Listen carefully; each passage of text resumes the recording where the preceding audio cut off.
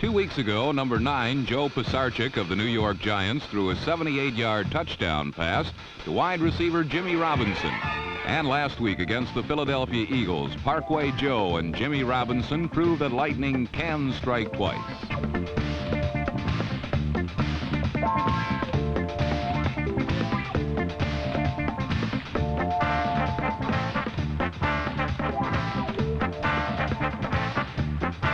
This 80-yard strike through the rain was but one of many long scoring plays which characterized NFL play last weekend.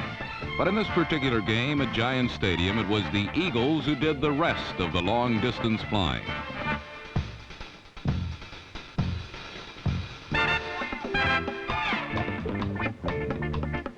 The Polish rifle, Ron Jaworski, enjoyed the kind of day Coach Dick Vermeil had in mind when he traded All-Pro Charlie Young to obtain Jaworski from the Rams.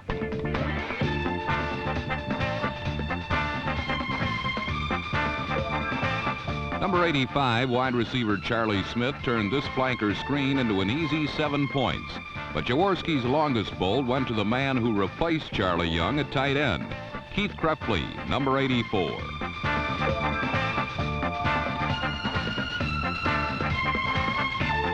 Last year, Charles Young averaged 2 catches per game and did not score a single touchdown.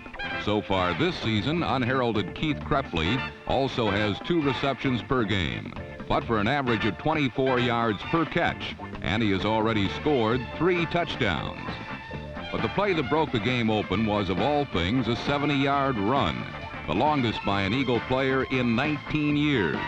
Number 32 is second-year man Herb Lusk, who in his college days at Long Beach State was known as the praying tailback. Jaworski's passing and 117 yards by Lusk led the thankful Eagles over the generous Giants 28-10. The San Francisco 49ers last week faced a flock of birds even more surprising than the Eagles. In case you hadn't noticed, the Atlanta Falcons have given up the fewest points in the NFL, 19. Have the most sacks in the NFL, also 19. And after swarming all over 2 49er quarterbacks, the formerly feeble Falcons suddenly find themselves alone in first place in the NFC West.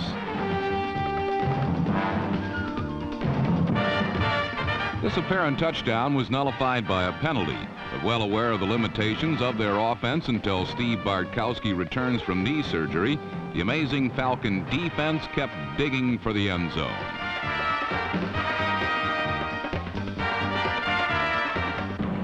This second apparent touchdown was also canceled by a penalty, so all the Atlanta defense could do was keep the 49ers backed up and wait for a break, which finally came when a Scott Hunter pass was lost in the sun and deflected to Alfred Jenkins for the game's only score. But that was enough to win for Coach Lehman Bennett's far-out Falcons.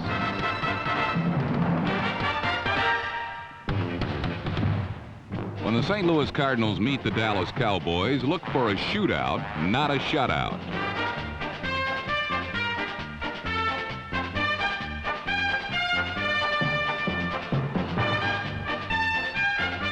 Terry Metcalf's 62-yard streak had the Redbirds flying higher than an inverted spike of the football. But the Cowboys now have an antidote for the Metcalf magic, and his name is Tony Dorsett.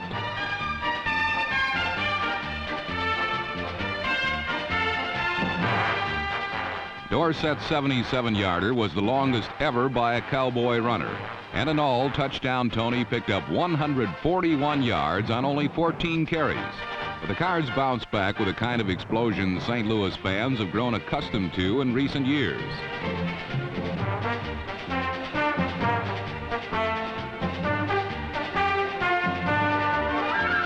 Jim Hart to Mel Gray, 60 yards and a touchdown. The kind that might break some teams, but not the Cowboys of Roger Staubach. A contortionist catch by Golden Richards assured the Cowboys' stature as the NFC's only undefeated team. 3 full games ahead of the now 4th place Cardinals in the NFC East.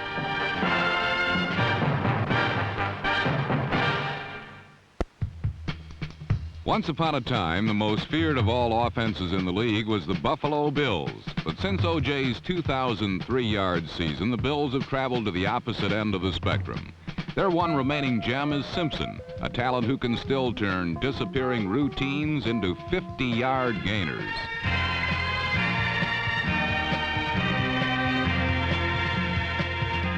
Against the Jets last Sunday, the efforts of the Juice meshed beautifully with quarterback Joe Ferguson and receiver Lou Picone, and these results earned the Bills an early lead.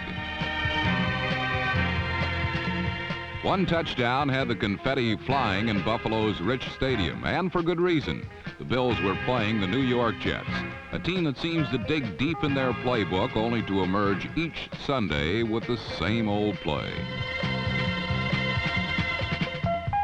Frustration is something New York has shown they can run to the right or left, or from any formation. But this season, new head coach Walt Michaels has second-year pro Richard Todd showing confidence few knew he possessed. Todd's poise was impressive last Sunday, and victory was secured when the second-year pro sent Clark Gaines left. 17 yards later, the New York Jets were the proud owners of their second win of the season, 24-19. Meetings like this don't count for much in terms of title contention, but as the season lengthens and the wins come harder, victories like these are all they have to remember.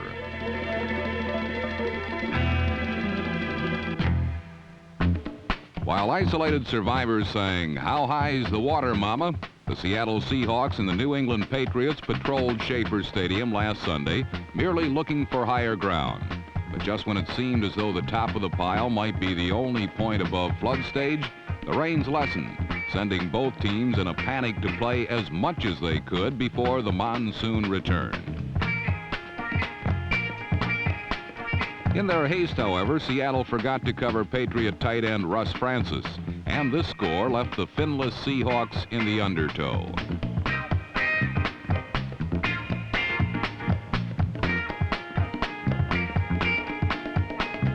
Darryl Stingley accounted for one of Steve Grogan's 3 touchdown passes, and number 44, Don Calhoun, paddled in for one more as the New England Patriots dunked Seattle 31-0.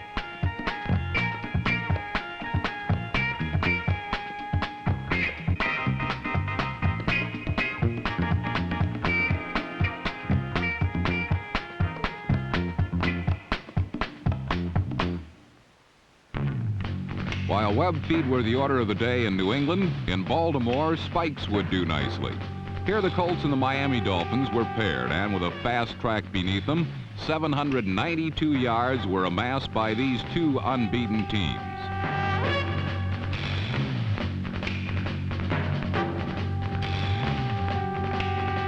Miami has emerged as one of the NFL's biggest big play teams this season, with such talents as number 86 Freddie Solomon, who breezed 90 yards against the Colts. The Dolphins have shown the ability to travel a long way in a split second.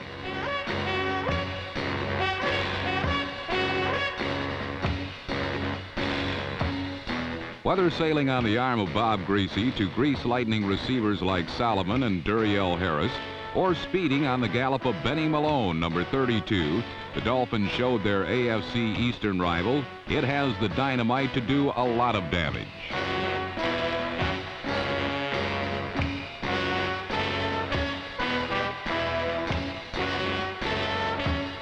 Malone tallied once from 52 yards out, then revved his motor and bounded 66 yards for another to round out a 28-point first-half performance by the streaking Dolphins.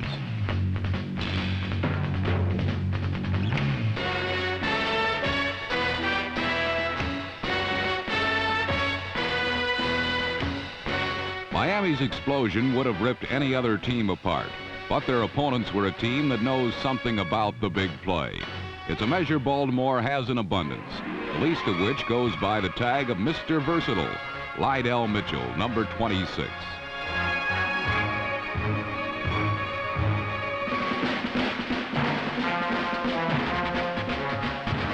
This 64-yard Mitchell beauty got things rolling on the game's first play. And while Miami thundered and volleyed for scores of great length, Burt Jones steadied the Colts with a mixed diet of touchdowns.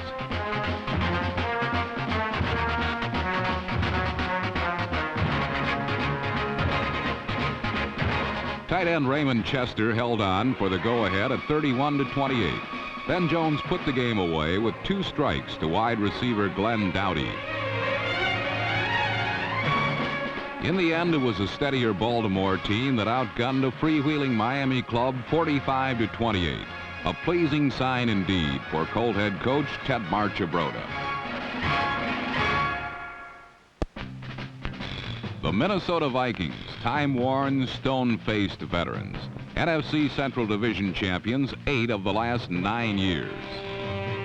Last week, the Detroit Lions arrived in Minnesota boasting the NFL's leading ground attack as well as the league's leading passer in Greg Landry. Perhaps today would mark the beginning of Minnesota's long-awaited decline. Perhaps, but probably not.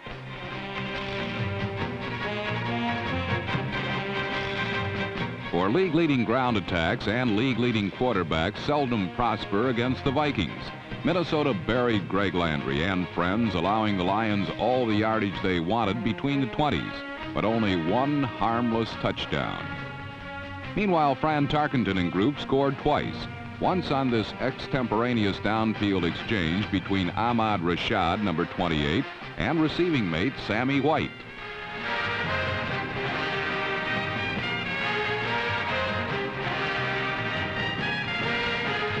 Minnesota's other score came in more conventional fashion. A 12-yard pass from Tarkenton to an unattended White in the corner.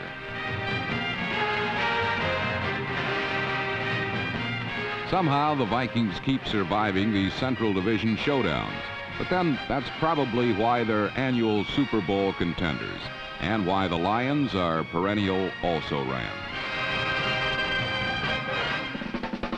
Speaking of also-rans, the Green Bay Packers fit the mold nicely, and so might the Cincinnati Bengals if they don't soon start rolling some heads. Last week, the Bengals fell behind early on this splendid 14-yard reception by Barty Smith. Arms raised in joy, arms raised in disbelief, for in 2 previous defeats, Cincinnati failed to score a touchdown after being scored upon. But with the specter of early season elimination haunting them, Ken Anderson, Isaac Curtis, and the end zone became reacquainted.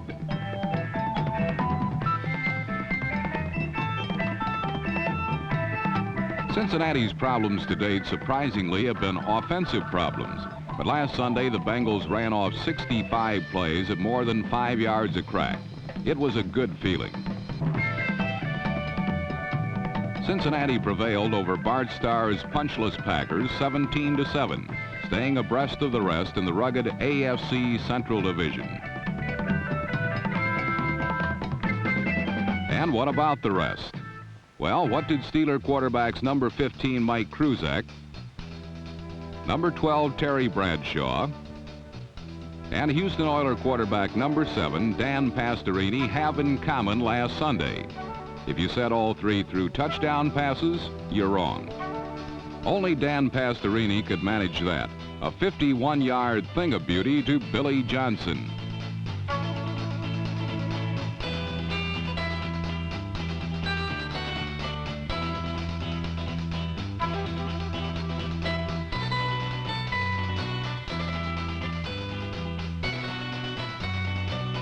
Pastorini to Johnson proved to be the game-winning score, and it came just in time.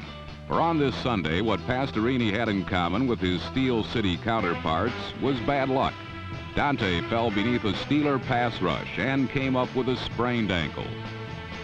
Bradshaw flew through the air once too often and broke a wrist. Kruczek fell hard on his throwing arm. His shoulders separated. Thus, into Pittsburgh's quarterback vacuum stepped a man with the unlikely name of Tony Dungy, an ex-Big Ten quarterback who now plays safety. Dungy was entrusted with the job of moving the Steeler offense. The only hitch?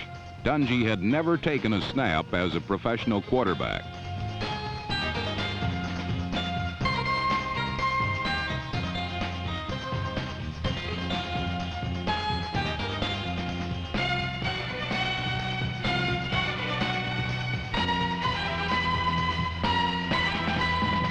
And so it was that the underdog Houston Oilers disposed of 2 Pittsburgh Steeler quarterbacks and lived to take advantage of it. Houston won this episode of combat 27-10. Pittsburgh marched from the war zone thoroughly outgunned and severely wounded. And with two quarterbacks now in convalescence, the Steelers could be in a heap of trouble.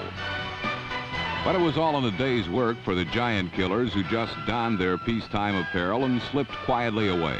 For the moment at least, all alone atop the AFC Central, and more than delighted to point it out.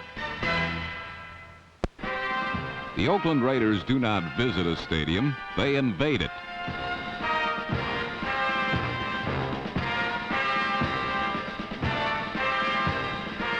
Last week, the Cleveland Browns tried futilely to stem the flow of the attacking barbarians to no avail.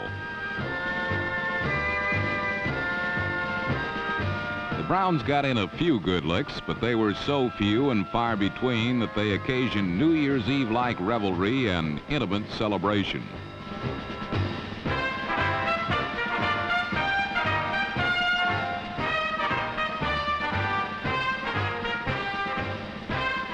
In the end, one Cleveland score from Brian Sipe to Reggie Rucker did not equal 4 Errol Mann field goals and 2 Mark Van Egan 3-yard touchdowns. So once again, the poiseful Pillagers withdrew to their Bay Area stronghold in victory, 26-10.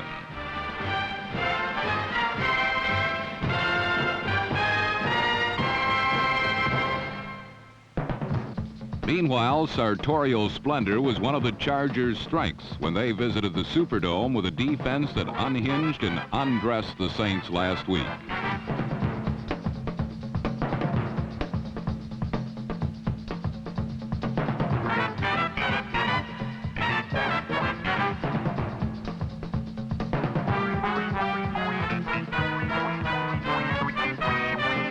Archie and the gang couldn't get it together even for the briefest moment, as the heady Charger defense left the New Orleans attack feeling somewhat intoxicated.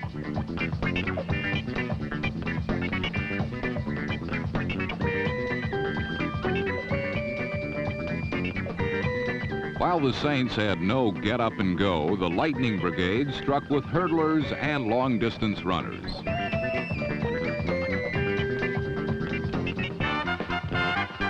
The hurdler was running back Joe Washington, and one long-distance runner was number 34, Ricky Young.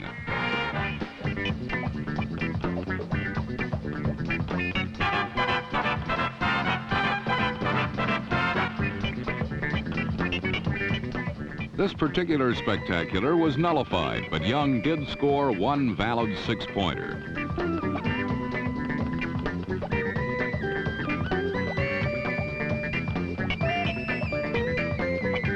In the end, the Saints weren't canonized, but they were shell-shocked when Mike Fuller, number 42, blazed 88 yards for a 14-0 San Diego victory.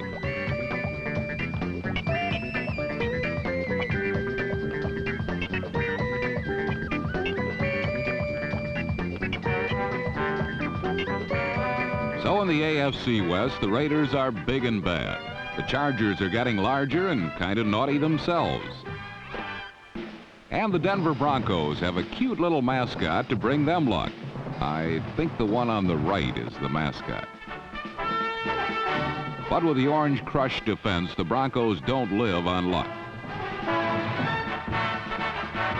Chief signal caller Mike Livingston was harassed and humbled all afternoon.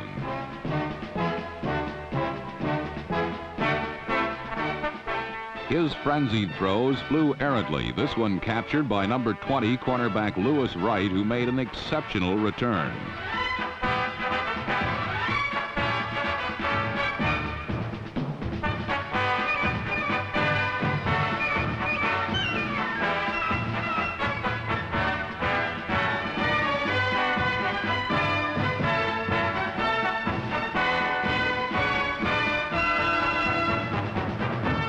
Quarterback Craig Morton generated a small electric charge on offense with a spark provided by number 80 Rick Upchurch, who set up one score as the Broncos took a 23-0 lead.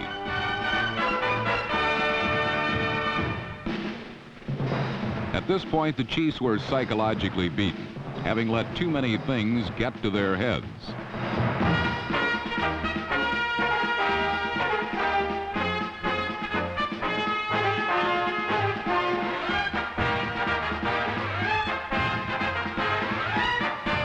You can't really blame the Chiefs for the 23-7 final, because anyone would be intimidated by the Denver defensive Devils, who play a mile high and 3 miles wide.